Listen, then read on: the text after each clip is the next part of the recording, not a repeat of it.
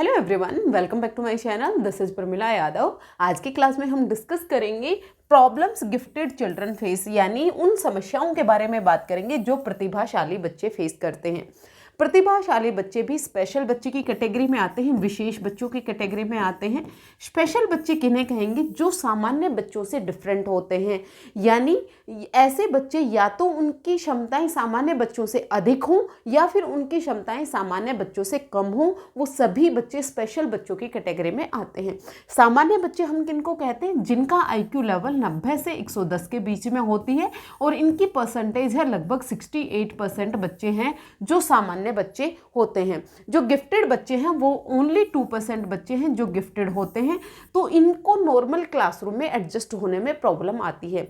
इनको normal classroom में adjust इसलिए करवाना है क्योंकि आज का जो मॉडर्न एजुकेशन सिस्टम है वो इंक्लूसिव एजुकेशन सिस्टम है। इंक्लूसिव एजुकेशन सिस्टम कहता है कि हर एक बच्चे को आपको एक ही क्लास में पढ़ाना है, चाहे वो अधिक क्षमता वाला बच्चा है, चाहे वो सामान्य क्षमता वाला बच्चा है, चाहे वो कम क्षमता वाला बच्चा है, यानी चाहे वो इंटेलेक्चुअल डिसेबल्ड बच्चा है, चाहे वो नॉर्मल बच्चा है, चाहे वो गिफ्टेड बच्चा है, हर एक बच्चे को आपको एक ही क्लासरूम में पढ़ाना है। तो इन बच्चों को की क्या क्या समस्याएं होती हैं, किन किन समस्याओं को ये फेस करते हैं, उनके बारे में आज हम पढ़ेंगे। लास्ट क्लास में हमने कैरेक्टरिस्टिक्स के बारे में पढ़ा था कि जो स्पेशल बच्चे होते हैं इनकी क्या क्या विशेषताएं होती हैं, इनको आप किस तरह से पहचान सकते हैं। तो प्रॉब्लम्स क्या क्या होती हैं? बार बार रिपीटेशन और शैलो करिकुलम से ये बोर हो जाते हैं। जैसे आप बच्चे को कुछ सिखा रहे हैं और वो सिखाने के लिए आप बार बार एक ही चीज़ को रिपीट करते हैं तो बच्चे बोर महसूस करते हैं, क्योंकि इनको रिपीटेशन की ज़रूरत नहीं होती, इनको एक्सरसाइज की ज़रूरत नहीं होती। जैसे आप बच्चे को एडिशन सिखा रहे हैं, आपने एक बार बच्चे को एडिशन का कॉन्सेप्ट सिखाया तो इन्होंने एडिशन सीख लिया, इसके बाद इनको रिपीटेशन की एक्सरसाइज की ज़रूरत नहीं होती। लेकिन बाकी जो नॉर्मल बच्चे हैं उनको एक्सरसाइज भी चाहिए होता है, उनको रिपीटेशन भी चाहिए होता है। अगर आप इस तरह से अपना टीचिंग स्ट्रेटेजी रखेंगे तो ये बोर हो जाएंगे। शैलो करिकुलम का मतलब है आप बच्चे को धीरे धीरे पढ़ा रहे हैं, आप एक ही टॉपिक बच्चे को 4 दिन में करवा रहे हैं, तो इससे वो बोर हो जाते हैं, क्योंकि इनका सीखने का जो रेट है वो ज़्यादा होता है नॉर्मल बच्चों से। ये बहुत जल्दी सीख लेते हैं, और जब ये बहुत जल्दी सीख लेते हैं और बार बार वही चीज़ दोबारा पढ़ाई जा रही है तो ये इंटरेस्ट नहीं दिखाते, ये रुचि खो देते हैं। पीयर एक्सेप्टेंस के लिए अपनी एबिलिटीज़ को हाइड करते हैं। ये चाहते हैं कि इनकी भी आपस में बच्चों के साथ दोस्ती हो। ये बच्चों से दोस्ती करने के लिए अपनी जो हायर एबिलिटी है उनको छुपा कर रखते हैं, क्योंकि ये फील करते हैं कि अगर इन्होंने अपनी एबिलिटीज़ बच्चों के सामने दिखाई तो बच्चे इनसे दोस्ती नहीं करेंगे। बच्चे सोचेंगे तुम बहुत ज़्यादा एटीट्यूड दिखाते हो, तुम में बहुत ज़्यादा एरोगेंसी है, तुम बहुत ज़्यादा अपने आप को इंटेलिजेंट समझते हो। इसीलिए ये किसी भी ग्रुप में एडजस्ट होने के लिए अपनी कैपेबिलिटी को छुपा लेते हैं। जैसे टीचर ने सवाल पूछा, इस बच्चे को सवाल का आंसर पता है लेकिन फिर भी ये अपना हाथ नहीं उठाता आंसर बताने के लिए। क्यों? क्योंकि इसके दोस्तों को उसका आंसर नहीं पता। अगर इसके दोस्तों को उसका आंसर नहीं पता तो ये बिहेव करता है कि मुझे भी इसका आंसर नहीं पता, हालांकि इन बच्चों को उस चीज़ का आंसर पता होता है। ये क्यों करते हैं? पीयर एक्सेप्टेंस के लिए करते हैं कि इसके दोस्त, पीयर क्या होते हैं? उसी की एज ग्रुप के दोस्त। ये चाहते हैं कि इसके दोस्त उसे अपनाएं, उसको उस ग्रुप में रखें, उससे दोस्ती बनाए रखें। इस डर से ये अपनी जो एबिलिटीज हैं उनको हाइड करते हैं। डिस्कशन डोमिनेट करते हैं और लिसनिंग में प्रॉब्लम आती है। इन बच्चों में जो एब्स्ट्रैक्ट थिंकिंग है वो बहुत ज़्यादा होती है, अमूर्त चिंतन होता है, इनकी वोकैबुलरी बहुत ज़्यादा होती है, इनकी मेमोरी बहुत ज़्यादा होती है। तो जब भी डिस्कशन होता है तो ये बोलते रहते हैं, क्योंकि इनको उस टॉपिक के बारे में सब कुछ पता होता है। तो ये दूसरों की बात नहीं सुनते हैं, यानी डिस्कशन में डोमिनेट करते हैं। ये सिर्फ ये अपनी बात बोलते रहते हैं क्योंकि इनको उस टॉपिक के बारे में बहुत कुछ पता है, दूसरों की बात ये नहीं सुन पाते हैं। कम स्लीप की ज़रूरत होती है, इन एक्टिविटी से फ्रस्ट्रेशन हो जाते हैं। इनको ज़्यादा नींद नहीं चाहिए होती, ये 4-5 घंटे सो लेते हैं, फिर उसके बाद ये एकदम फ्रेश होते हैं।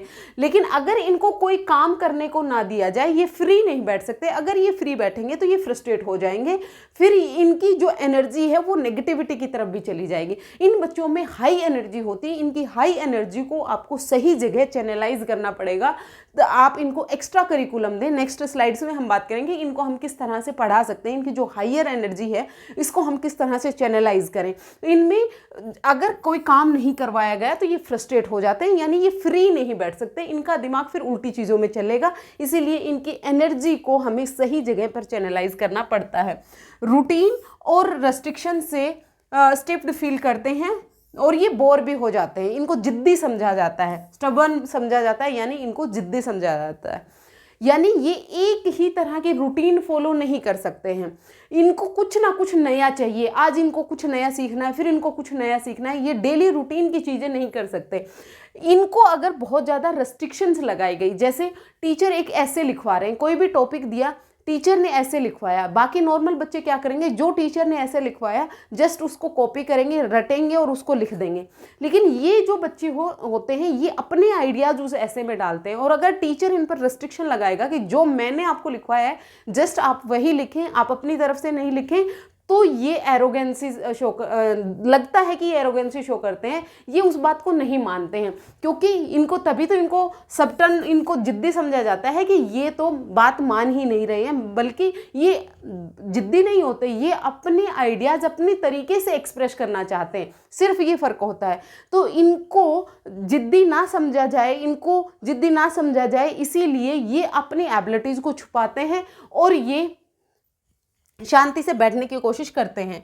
अनरियलिस्टिक हाई गोल सेट करते हैं, फेलियर का डर होता है। यानी ये कहते हैं कि मैं जब एग्ज़ाम होगा तो मैं 100% मार्क्स, इनका गोल होता है। अगर 100% मार्क्स नहीं आया, अगर इनको 99.9% मार्क्स भी आए, तो भी ये अपने आप को फेलियर महसूस करते हैं। एक बच्चा ऐसा है जिसको 33% मार्क्स आ गए, वो उसमें भी खुश है कि मैं पास हो गया। लेकिन ये बच्चे अगर इनको एक नंबर भी कट जाए तो ये उससे भी परेशान हो जाते हैं। अनरियलिस्टिक गोल होते हैं, 100/100 लेना है, यानी हर एक चीज़ में इनको परफेक्शन चाहिए होती है, 100 आउट ऑफ 100 चाहिए होता है। तो कई बार वहाँ पर फेलियर का डर होता है। सोशल आइसोलेशन फील करते हैं, ऑड और एरोगेंट समझे जाते हैं। इन बच्चों में एबिलिटी ज़्यादा होती हैं, ये किसी भी समस्या का समाधान बहुत जल्दी ढूंढ लेते हैं।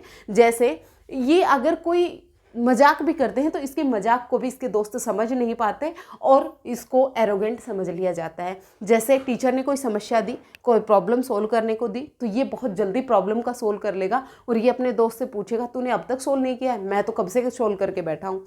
अब इसका जो दोस्त था वो इसको एरोगेंट समझता है कि ये समझता है अपने आप में, ये ज़्यादा इंटेलिजेंट है, इसी को सब कुछ आता है, इसीलिए ये फिर जो बाकी जो दोस्त होते हैं ये इसको एक्सेप्ट नहीं करते और ये अकेले रह जाते हैं, आइसोलेशन में चले जाते हैं। इनको ओड और एरोगेंट समझा जाता है।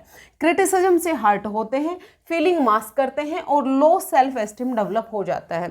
क्रिटिसिज्म से कैसे हर्ट होते हैं, यानी अगर इनकी कोई गलती निकाल दे तो इनको वो अच्छी नहीं लगती है कि ये कोई भी काम कर रही हैं, अगर टीचर ने कह दिया नहीं ये ऐसे नहीं ये ऐसे होगा, तो इनकी फीलिंग वहीं पर हर्ट हो जाती है। इनको लगता है इन्हें सब कुछ आता है, इन्हें कुछ भी ना बताया जाए, ये इंडिपेंडेंट है, ये अपना काम खुद कर लेंगे। ये अपनी फीलिंग्स को मास्क करते हैं, यानी ये पीयर में एक्सेप्टेंस होने के कारण जो इनके अंदर की फीलिंग होती है उनको एक्सप्रेस नहीं करते।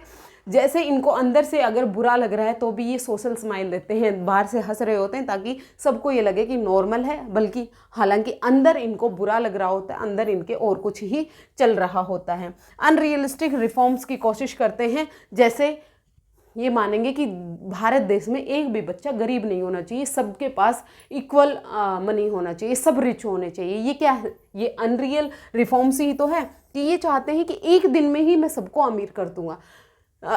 फ्रस्ट्रेशन का डेवलपमेंट होता है। इनमें फ्रस्ट्रेशन कैसे होगी, ये अनरियलिस्टिक गोल रख रहे हैं। जब ये अनरियलिस्टिक गोल रखेंगे तो उसको अचीव करना बहुत टेढ़ा हो जाता है, जब वो अचीव नहीं कर पाएंगे तो उसमें फ्रस्ट्रेशन आएगी। तो यही है, ह्यूमर का गलत यूज करते हैं। जैसे अभी मैंने कहा कि ये दूसरे बच्चों का मजाक नहीं बनाना चाहते। कोई बच्चा किसी समस्या का समाधान कर रहा है, कोई मैथ का क्वेश्चन सोल्व कर रहा है, ये कहेगा क्या यार तुमसे ये मैथ का क्वेश्चन सोल्व नहीं हो रहा, इसको तो मैं आंख बंद करके सोल्व कर दूं। ये अपना जो ह्यूमर है इसका गलत यूज हो गया और मिसअंडरस्टूड और रिजेक्टेड फील करते हैं। फिर इसका जो दोस्त है वो समझेगा कि इसको कुछ ज़्यादा आता है, फिर वो इसको रिजेक्ट कर देगा, उसके साथ बात करना बंद कर देगा और ये आइसोलेशन में चले जाते हैं। अथॉरिटी को चैलेंज करते हैं, यानी ये कहते हैं कि जो अथॉरिटी में अगर कोई नियम बनाया गया है तो ये उस नियम को भी चैलेंज करते हैं। अगर इनको लग रहा है कि अथॉरिटी ने जो जो रूल बनाए हैं वो गलत हैं तो उनको चैलेंज किया जाना चाहिए, उन पर ये अपनी बात रखते हैं और इसीलिए अथॉरिटी को भी ये लगते हैं कि ये बहुत ज़्यादा ज़िद्दी हैं, ये विरोधी हैं, ये कोई भी बात आसानी से मानते नहीं हैं। तो ये प्रॉब्लम्स हैं जो गिफ्टेड बच्चे फेस करते हैं।